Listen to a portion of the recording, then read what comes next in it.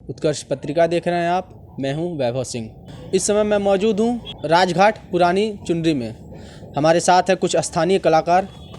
दिवाली के त्यौहार की दिवाली का त्यौहार नज़दीक आ चुका है और त्योहारों की धूम बाज़ारों में हम देख सकते हैं। त्योहारों की तैयारियां हर चीज़ में चल रही हैं। बाज़ारों में दुकानें सज चुकी हैं, मिठाइयाँ बेची जा रही हैं, पटाखे बेचे जा रहे हैं और जो घर के सजावट की सामान होते हैं वो भी बेचे जा रहे हैं। इन सब से हट के और जो लक्ष्मी पूजा होता है गांव में, शहरों में लोग लड़के करवाते हैं, पंडालों में माँ लक्ष्मी का प्रतिमा बनाया जाता है और काफ़ी खूबसूरती से तैयारियां चलती हैं। क्षेत्र में हर जगह लक्ष्मी जी का पूजा होता है। तो हमारे साथ एक स्थानीय कलाकार हैं, आइए हम इनसे बात करते हैं। और आप देख सकते हैं कि ये मूर्ति बना रहे हैं और लक्ष्मी को एक अंतिम रूप देने का ये काम कर रहे हैं और तैयारियां जोरों शोर से इनकी चल रही हैं।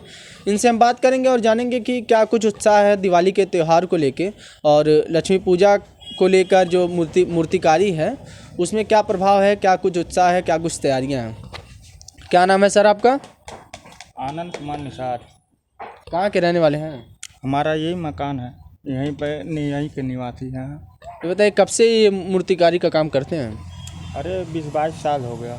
ये बताइए इन 20-22 सालों में और अभी 1-2 साल बीच में तो सारा बंद था काम, फिर से त्योहारों का रौनक आ चुका है, फिर से मूर्तियां बैठ रही हैं, तो इसमें क्या प्रभाव है? पहले की तरह वो रौनक नहीं रह गया है कारोबार में। कस्टमर अब उस हिसाब से चल नहीं रहे हैं। लोग सस्ता मूर्ति खोज रहे हैं, सामान इतना महंगा हो गया है, हर एक चीज़ का दाम बढ़ गया है। अब कस्टमर से हम लोग बोलते, कस्टमर मानते नहीं हैं। क्या कुछ सामान लगता है पूरी एक इस मूर्ति के बारे में अगर हम बात करें तो एक मूर्ति को शुरू से लेकर अंत तक बनाने में क्या क्या सामान लग जाता है और क्या पहले उसका दाम था और अब उसमें क्या अंतर महसूस कर रहे हैं? बाँस देखिए 200 रुपया बाँस था, 200 रुपये, ठीक है, 220 हो गया, 230 हो गया। सुतली का दाम बढ़ गया, 95 रुपया किलो सुतली मिल रहा था, 135 रुपये हो गया। काटी का भाव बढ़ गया है, रंग पेंट का भाव बढ़ गया, सजावट का सामान बढ़ गया है, लेकिन हम लोग का मजदूरी वही है। एक मूर्ति बनाने में लगभग इतनी बड़ी अगर मूर्ति की हम बात करें, ये माँ लक्ष्मी की जो प्रतिमा आप बना रहे हैं, तो कम से कम और मतलब इसको तैयार करने में कितने का खर्चा बैठ जाता है? इसको तैयार करने में हमारा 8,000 8,500 पड़ जाएगा। और तैयार होने के बाद आप कितने में इसको बेचेंगे बाज़ार में? और 10,000 में है ये मूर्ति। मतलब आप 8 साढ़े 8,000 की लगाएंगे, मेहनत करेंगे, सारा इतनी खूबसूरत प्रतिमा तैयार करेंगे, आकार देंगे, उसके बाद आपको 1,000-1,500 रुपये का बचत होगा। ये बताइए बीच में तो बंदी थी, जब बंदी थी तब मूर्तियों का जो बैठना था उस पर भी सरकार ने रोक लगा दिया था, पंडालों में मूर्तियां नहीं बैठी थी। अब देख सकते हैं कि दशहरा अभी जल्दी बीता है तो उसमें थोड़ी रौनक फिर से वापस आई है। अब दिवाली का त्यौहार आ रहा है, दिवाली में भी रौनक वापस आ रही है। मूर्तिकार अपनी मूर्तियां बना रहे हैं और जो गांव क्षेत्र के लोग हैं, शहर में लोग हैं, वो जो पंडालों में सजावट होता है, तैयारियां होती हैं लक्ष्मी पूजा की, उसकी तैयारियां शुरू कर रहे हैं। ये बताइए क्या प्रभाव दिख रहा है और कितनी मूर्तियों का ऑर्डर है आपके यहाँ और पहले कितनी मूर्तियों की बिक्री कर लेते थे आप त्योहारों में? पहले हमारा लक्ष्मी पूजा में कम से कम 30 मूर्ति बनता था। अब इस समय देख ही रहे हैं कहाँ ज़्यादा मूर्तियाँ हैं। इस समय कितनी मूर्तियों का ऑर्डर है? कस्टमर चल ही नहीं रहे हैं। ऑर्डर कितनी मूर्तियों का होगा अभी? 5 ही मूर्ति है हमारे पास।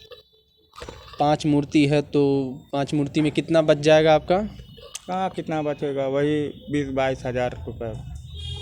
और एक मूर्ति को तैयार करने में लगभग कितना समय लग जाता है? कितने दिन में इतनी बड़ी मूर्ति तैयार कर देंगे आप? मूर्ति बना है 8-9 दिन लग गया है, आज 9वां दिन है। 9वां दिन है, 9 दिन 8-10 दिन में आप मूर्ति तैयार करते हैं और जो बचत है वो आप बता रहे हैं काफ़ी हद तक कम हो गया है। जहां आप 25 से 30 मूर्तियों का ऑर्डर लेते थे, बेचते थे, अब 5 मूर्तियां हो गई हैं। ये बताइए जो जीवन पे है क्या प्रभाव पड़ रहा है इस महंगाई का कह सकते हैं या फिर कोरोना काल के बाद जो परिस्थितियां बनी हैं, जो हर क्षेत्र में हम बात करते हैं लोगों से, तो क्या कुछ प्रभाव है? क्योंकि आप भी देखिए त्यौहार है तो आपके यहाँ भी त्योहारों की बच्चे होंगे, आपकी परिवार होगा, महिलाएँ होंगी, तो एक रौनक होती है परिवार में, सारी चीज़ें आती हैं त्यौहार के लेके खर्चे बढ़ जाते हैं। तो कैसा प्रभाव है, कैसे आप मैनेज कर रहे हैं सारा कुछ? और देखिए हमारा जैसे कि ये बचपन से शौक रहा है ये मूर्ति का काम, उसी बहाने हमारा शौक भी पूरा हो जाता है, 2 पैसा मैं कमा भी लेता हूँ, ठीक है। लेकिन उस तरह का मार्केट रह नहीं गया है। हर कोई यही बोल रहा है कस्टमर लोग कि कोरोना काल में कमाई नहीं हुआ, कोरोना की वजह से लॉकडाउन में बैठकी था, कमाई नहीं हुआ।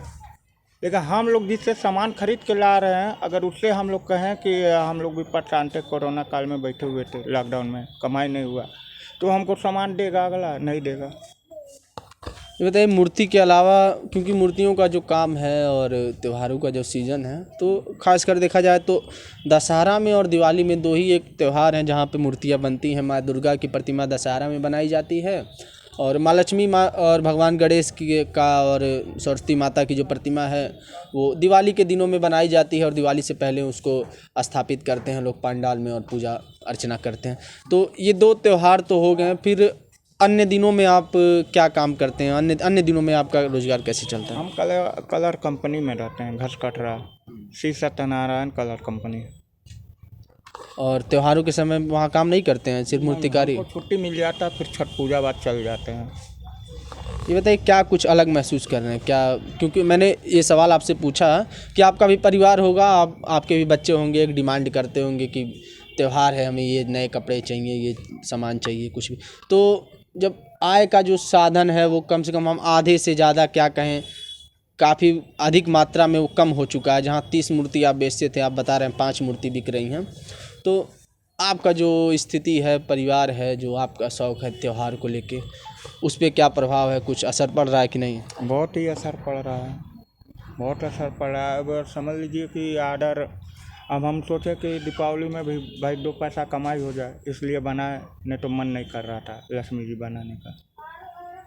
और पहले का आर्डर था, इस वजह से मजबूरी में हम कर रहे हैं।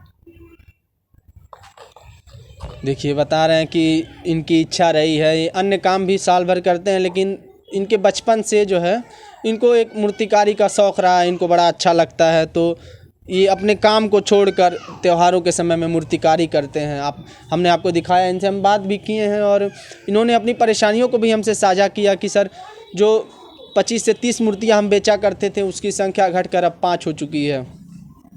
अब देखिए, इससे आप अंदाज़ा लगा सकते हैं, ये काफ़ी एक छोटे से कलाकार थे। हम यहाँ से गुजर रहे थे, हमने इनका पंडाल देखा, हमने सोचा ये कलाकार हैं, इनसे बात करते हैं।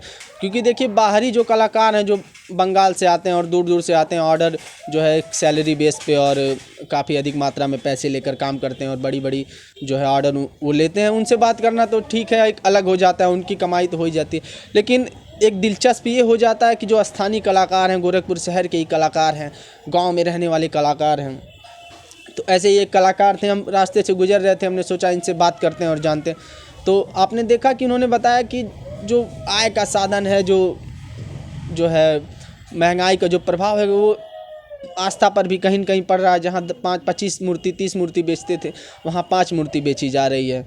और इनका एक शौक़ है, बचपन से शौक़ रहा है, इसलिए मूर्तिकारी का काम करते हैं। देखिए, तो दिवाली के इन त्योहारों में हमने एक मूर्तिकार की जो बातें हैं वो आप तक रखी। देश और दुनिया की तमाम बड़ी खबरों के लिए देखते रहें उत्कर्ष पत्रिका।